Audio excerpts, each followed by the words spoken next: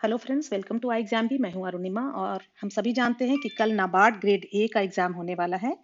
और इस साल नाबार्ड ग्रेड ए और ग्रेड बी दोनों एग्जाम्स में डिसीजन मेकिंग का एक सब्जेक्ट ऐड हुआ फेज 1 में। अब काफी कयास लगाए जा रहे थे कि डिसीजन मेकिंग में किस तरह के क्वेश्चंस आएंगे। तो बैंकिंग में जो क्वेश्चंस आते हैं eligibility criteria, situational and behavioural basis पे, और आरबीआई में जो मैनेजमेंट में एक डिसीजन मेकिंग चैप्टर है उसमें आते हैं कॉन्सेप्चुअल। सो एक्चुअली आज ग्रेड बी के एग्जाम में ये देखा गया कि ये सारे क्वेश्चंस कंसेप्चुअल्स थे। तो कल के नाबार्ड ग्रेड ए के लिए मैं ये सजेस्ट करूंगी कि आपने जो भी अभी डिसीजन मेकिंग की तैयारी की है, इन एडिशन टू दैट इस वीडियो में हम कुछ कॉन्सेप्ट्स डिस्कस करने जा रहे हैं, उसको आप जरूर देखें। अगर आप ना आई एग्जाम बी के स्टूडेंट हैं तो आपने पहले ये वीडियोस और ये कॉन्सेप्ट सीख रखे होंगे क्योंकि ये हमारे कोर्स में इंक्लूडेड है। So will see what is decision making, types of decisions and techniques of decision. If we go by dictionary meaning, decision making is a process of deciding about something important, especially in a group of people or in an organization. So किसी organization में कुछ महत्वपूर्ण मुद्दे पर कोई decision लेना हो तो इसको हम डिसीजन मेकिंग कहते हैं। जॉर्ज टेरी कहते हैं a decision is the selection of one behaviour alternative from two or more possible alternatives. सो ये कहते हैं कि दो या ज्यादा ऑल्टरनेटिव होगा तभी डिसीजन की बात आएगी। अगर एक ही ऑप्शन है तब डिसीजन का कोई मतलब नहीं बनता है। A decision is an act of choice where an executive forms a conclusion about what must be done in a given situation. So यहाँ पे ये कहते हैं कि कोई एक सिचुएशन है, वहां पे जो कार्यकारी है, जो अथॉरिटी है, वो एक डिसीजन लेता है कि उस सिचुएशन में क्या करना चाहिए। ठीक है। सो यहाँ पे आप इन डेफिनेशन से घबरा ना जाएं, बस सिर्फ इसको आप समझ लें कॉन्सेप्ट को, क्योंकि क्वेश्चंस पूछे जाएंगे, वहां पे ऑप्शन भी होगा। तो आप अगर आपने बात अच्छी तरह से समझ ली है तो आप जरूर उन क्वेश्चंस को सॉल्व कर पाएंगे। बिल्कुल एग्जाम में टेंस्ड नहीं होना है क्योंकि 10 क्वेश्चन आएंगे और अगर टफ क्वेश्चन होगा तो वो सबके लिए होगा, कट ऑफ बहुत नीचे जाएगी। बिल्कुल शांत होकर के इन कॉन्सेप्ट्स को आप अच्छी तरह समझें और इनको अप्लाई करके आप सारे क्वेश्चन सॉल्व कर पाएंगे। Quickly, now let us see types of decisions. किस किस तरह के प्रकार के निर्णय हो सकते हैं। सबसे पहले programmed and non programmed. Programmed decisions वैसे डिसीजंस होते हैं, कार्यात्मक डिसीजंस, जो कि रेगुलर बेसिस पे जरूरत पड़ती है, इसीलिए वो पहले से प्रोग्राम्ड रहते हैं। जैसे कि मान लो एक कंपनी है, अब वहां पे रॉ मटेरियल परचेस करना है। जब भी रॉ मटेरियल की जरूरत होगी एक अंतराल पे उनको परचेस करना होगा, तो वो परचेस करते समय किन बातों का ध्यान रखना है, एक गाइडलाइन रहेगा और उसके बेसिस पे ये डिसीजन लिए जाएंगे। लोअर लेवल पे जो मैनेजर्स होंगे वो भी ये डिसीजंस ले सकते हैं, क्योंकि ये एक तरह से रूटीन वर्क हो गया जो कि बार बार होता है। तो मालूम है कि इस तरह के की बातें हमारे सामने आ सकती है और इस तरह से हमें किस तरह के डिसीजंस लेने हैं। ठीक है। लेकिन जो नॉन प्रोग्राम डिसीजंस होते हैं, वो अचानक से कोई ऐसी बात आ जाती है जिसमें कि कोई डिसीजन लेना पड़ सकता है। मान लो एम्प्लॉयज स्ट्राइक पे चले गए, या फिर कंपनी मान लो कोई नया प्रोडक्ट लॉन्च करना चाहती है। तो ये सब जो डिसीजंस हैं ये हाई लेवल डिसीजन होंगे और ये नॉन प्रोग्राम डिसीजंस के कैटेगरी में आएंगे। Normally usually lower level managers programme decisions ले लेते हैं क्योंकि ये एक रेगुलर काइंड ऑफ वर्क हो जाता है, और non programme decisions normally higher level पे लिया जाता है। ठीक है। Then routine and strategic decisions. यहाँ पे रूटीन जैसा कि नाम ही बता रहा है, रूटीन डिसीजंस, रूटीन बातें, मान लो एम्प्लॉयज का लीव अप्रूव करना है। ऐसे बातें जहाँ पे कि जनरल फंक्शनिंग जो है कंपनी की उससे रिलेटेड बातें हैं। तो ये एक पॉलिसी गाइडलाइंस रहते हैं और उसके तहत डे टू डे एक्टिविटीज चूंकि होती हैं, तो उसके तहत जो लोअर रैंक्स मैनेजर्स होते हैं वो भी यहाँ पे डिसीजन ले लेते हैं। हाँ, उनको गाइडलाइंस फॉलो करना होता है। स्ट्रैटेजिक डिसीजंस किसी भी ऑर्गेनाइजेशन के लिए बहुत इंपॉर्टेंट डिसीजंस होते हैं, क्योंकि ये कंपनी के जो गोल्स हैं या अदर पॉलिसी मैटर्स हैं उनको अफेक्ट करते हैं। इस तरह के डिसीजंस हर रोज नहीं होते, ये नॉन रिपीटेटिव होते हैं। वंस इन अ वाइल होते हैं और इसमें हो सकता है काफी इन्वेस्टमेंट की आवश्यकता भी हो। इसीलिए ये जो स्ट्रैटेजिक डिसीजंस होते हैं ये हायर लेवल ऑफ मैनेजमेंट ही लेते हैं। Then policy and operational decisions.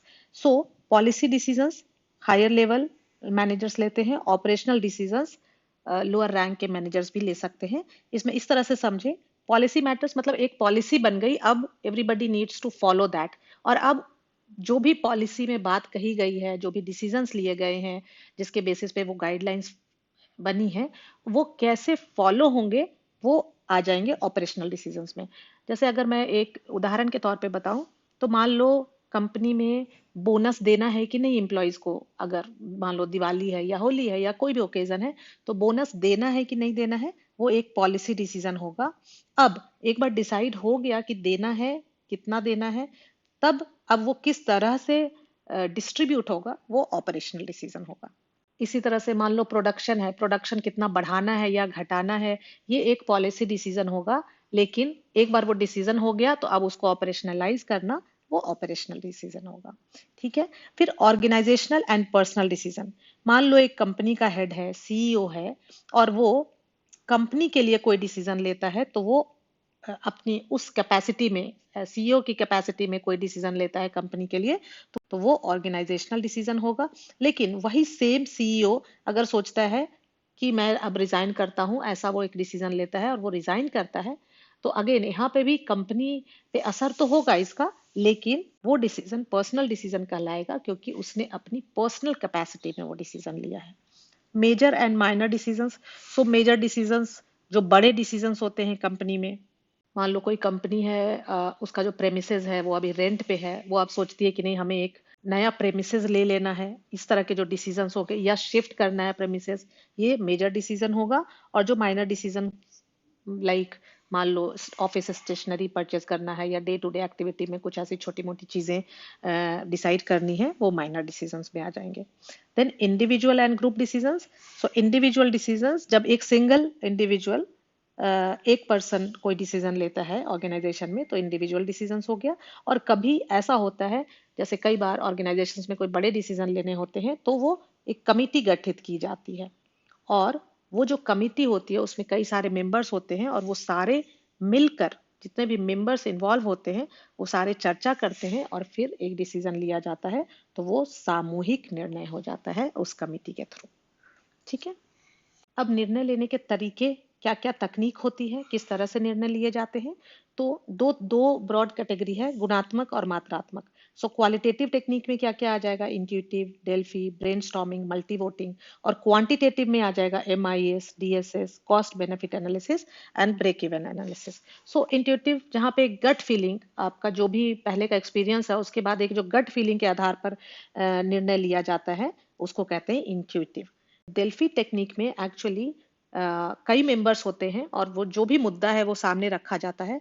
Her member एक सेंट्रल पॉइंट पे अपना पॉइंट ऑफ व्यू रखता है, और देन वो सर्कुलेट होता है, और हर दूसरे मेंबर का वो सुझाव देख सकता है और उस पर अपनी प्रतिक्रिया दे सकता है। और इस तरह से ये सिलसिला तब तक चलता है जब तक सब लोग एक मत ना हो जाए, एक कंसेंसस ना बन जाए, और उसके बाद वो डिसीजन लिया जाता है। ब्रेनस्टॉर्मिंग में भी अगेन ग्रुप ऑफ मेंबर्स, कई सारे लोग इन्वॉल्व होंगे, सारे लोग मिलेंगे, उस पर ब्रेनस्टॉर्म करेंगे, चर्चा करेंगे, और देन एक फाइनल डिसीजन पे पहुंचेंगे। इसी तरह मल्टी वोटिंग, यहाँ पे भी इस मेथड में वोट किया जाता है, सब लोग अपना अपना विचार वोट के माध्यम से देते हैं कि वो क्या चाहते हैं, और फिर एक फाइनल डिसीजन लिया जाता है। सो ये चारों आ जाएंगे क्वालिटेटिव टेक्निक्स में। क्वांटिटेटिव में management information system. So management information system काफी आइडिया देता है, क्योंकि ये एक रिपोर्टिंग सिस्टम होता है जो सारा डेटा को कलेक्ट करता है, समराइज करता है, कोलेट करके, एंड देन जैसा मैनेजर्स को, जो वहां पे डिसीजन लेने वाले लोग हैं, उनको जिस तरह से वो रिपोर्ट्स चाहिए, डेली रिपोर्ट चाहिए, वीकली रिपोर्ट चाहिए, और जिस तरीके का रिपोर्ट चाहिए, वो उसको MIS के माध्यम से मिलता है, और फिर उसके बेसिस पर वो अपना डिसीजन ले सकते हैं। इसी तरह से डिसीजन सपोर्ट सिस्टम, जो DSS है, ये भी एक कंप्यूटर इंफॉर्मेशन सिस्टम है, जिसमें कि जो फर्म है, जो ऑर्गेनाइजेशन है, उसका डेटाबेस को एनालाइज करके फिर वो एक रिपोर्ट देता है, जो भी हेल्प करता है वहां पे जो डिसीजन टेकिंग अथॉरिटीज हैं उनको डिसीजन लेने के लिए। कॉस्ट बेनिफिट एनालिसिस इवैल्यूएट करता है किसी भी प्रोजेक्ट की फिजिबिलिटी को, और कैसे करता है, कंपेयर करता है कि उस प्रोजेक्ट से कितना बेनिफिट मिल सकता है, और कितना हमारा उस पे कॉस्ट लगा है। सो कॉस्ट बेनिफिट एनालिसिस, कितना कॉस्ट इनकर हुआ, कितनी हमारी लागत लगी, और अब हमें उससे कितना लाभ हुआ, इन दोनों को कंपेयर करके एक हम डिसीजन पे पहुंचते हैं। ब्रेक इवन एनालिसिस, यहाँ पे ये हमें ये डिटरमिन करने में मदद करता है कि कितनी सेल्स हमें चाहिए ब्रेक इवन पहुंचने के लिए। ठीक है, ये सारे हमारे तकनीक हैं, ये हमारे सारे टेक्निक्स हैं जिनकी मदद से एक मैनेजर अथॉरिटी अपना डिसीजन लेता है। Now let us see the steps of decision making. So first step is identifying the problem. जो भी समस्या है आपके सामने उसको अच्छी तरह से पहचानें कि एक्चुअली समस्या क्या है। ठीक है, आइडेंटिफाइंग और examining alternatives and weighing the options. So जो आपने अभी कॉन्सेप्ट्स देखे उसके बेसिस पे या फिर आप अपना कॉमन सेंस और लॉजिक अप्लाई करके आप आइडेंटिफाई करेंगे जो भी गिवन ऑल्टरनेटिव्स हैं, जो भी आपके पास ऑप्शंस हैं, उनको उनकी थोड़ी परख करेंगे। एक्सक्लूडिंग द रॉन्ग ऑप्शंस, उसमें से जो गलत ऑप्शंस हैं उनको डिस्कार्ड करें सही ऑप्शन चुनने के पहले। And choosing the best possible alternative, क्योंकि वहां पे जो ऑप्शंस होंगे उनमें से आपको जो बेस्ट है वो चूज करना है, तो ये बहुत जरूरी है। अब जब आप डिस्कार्ड करें ऑप्शंस तो किन बातों का आपको ख्याल रखना है। पहले चूंकि हमने कहा कि डिस्कार्ड करना है कि एरोगेंस नहीं होना चाहिए, एक्सट्रीम एक्शन नहीं होना चाहिए। ऐसा नहीं कि किसी ने छोटी सी गलती की है और बहुत बड़ी सजा दे दो। डिसऑनेस्टी नहीं होनी चाहिए, बायस्ड अप्रोच नहीं होना चाहिए, है ना। बायस्ड अप्रोच से रिलेटेड आज भी एक ग्रेड बी में क्वेश्चन आया था कि आपने अपने पुराने एक्सपीरियंस के बेसिस पे कोई डिसीजन लेते हो, अभी जो सामने सिचुएशन है उसको ना देखे हुए, तो उसको क्या कहेंगे, किस तरह का डिसीजन हुआ। मान लो एक बार ऐसा कुछ हुआ है जिसमें आपने देखा है किसी व्यक्ति के बारे में कि वो गलत है। अब आज एक नया मुद्दा आया है तो पिछले एक्सपीरियंस के बेसिस पे अगर आप ये ले लेते हैं डिसीजन कि ये पिछले बार गलत था, इस बार भी गलत होगा, तो ये हो जाएगा बायस्ड अप्रोच। एडहोसिज्म, शॉर्ट टर्म नहीं देखना है कि अभी समस्या सॉल्व हो जाए फिर कल को बड़ी समस्या खड़ी हो सकती है, तो थोड़ा सा आपको अप्रोच लॉन्ग टर्म रखना है। इम्प्रैक्टिकल अप्रोच, अप्रोच जो है इम्प्रैक्टिकल नहीं होना चाहिए। इन बातों का ख्याल रख के आप डिस्कार्ड करते हैं options. Choosing the best option, अब बेस्ट ऑप्शन कैसे चूज करेंगे। ऑनेस्ट प्रैक्टिकल अप्रोच, ह्यूमेन होना चाहिए, जस्टिफाइड एक्शन होना चाहिए, taking care of other aspects. ऐसा नहीं हो कि एक प्रॉब्लम सॉल्व करने के लिए आपने 4 और नई समस्या खड़ी हो जाए। और सारे एस्पेक्ट्स को ध्यान में रखना है। जितने भी स्टेक होल्डर्स हैं उस डिसीजन मेकिंग की वजह से, जितने लोगों पे वो असर होने वाला है, जितने भी स्टेक होल्डर्स हैं, उन सबको आपको ध्यान में रखना है। कम से कम लोग अफेक्टेड हों और ज्यादा से ज्यादा उसमें सहूलियत हो या बेनिफिट हो। Lead to the problem solving, और प्रॉब्लम सॉल्व होना चाहिए, नहीं तो सिचुएशन एटलीस्ट इंप्रूव होनी चाहिए। इन बातों का आप ख्याल रखेंगे। अभी नाबार्ड ग्रेड बी में कॉन्सेप्चुअल क्वेश्चंस आए थे, कुछ कहा नहीं जा सकता नाबार्ड ग्रेड ए में कैसा आएगा। आपने जो behavioural, situational, eligibility criteria based, data based जो पढ़ा है, अगर वो आता है तो भी आप तैयार हैं क्योंकि वो आपने पढ़ रखा है। कॉन्सेप्चुअल बेस्ड अगर आपने नहीं किया है तो आप इसको अच्छी तरह से समझ लें। आपको डिस्क्रिप्शन बॉक्स में प्राची मैम की भी एक डिसीजन मेकिंग पे वीडियो मिल जाएगी, आप उसे भी एक बार देख लें। साथ ही साथ आपको पीडीएफ नोट्स और क्वेश्चंस का भी लिंक डिस्क्रिप्शन बॉक्स में है, आप एक नजर उसको देख लें और देख लें कि उन क्वेश्चंस को आप सॉल्व कर पा रहे हैं कि नहीं। क्वेश्चंस इजी होंगे, लॉजिकल होंगे, कॉमन सेंस पे बेस्ड होंगे, और थोड़ा सा आपको अगर ये स्टेप्स में, अब जैसे मान लो स्टेप्स पूछ देता है कि इसमें से कौन सा एक स्टेप नहीं है डिसीजन मेकिंग का, तो ये जो इस क्लास में हमने देखा ये आपको हेल्प करेगा वहां पे सही ऑप्शन को चूज करने में। Thank you friends, thanks for watching and all the very best for your exam.